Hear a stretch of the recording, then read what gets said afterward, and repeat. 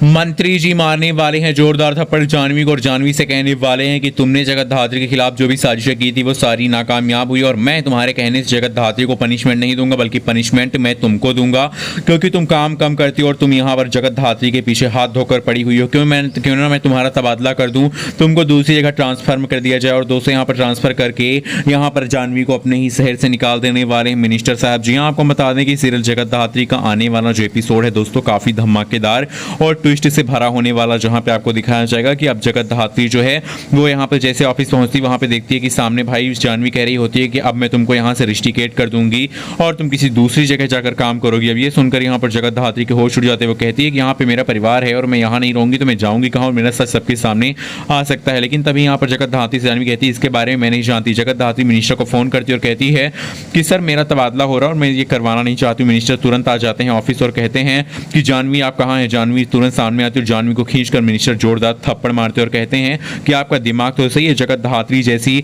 हमें ऑफिसर चाहिए जो कि हमें संभाल सके। आप तो बाहर थी लेकिन जगत धात्री ने अंदर गुंडों की किस तरह से पिटाई की है ये हम लोग जानते हैं और उस सिचुएशन को यहाँ पर हैंडल करना जगत धात्री के ही हाथ में था।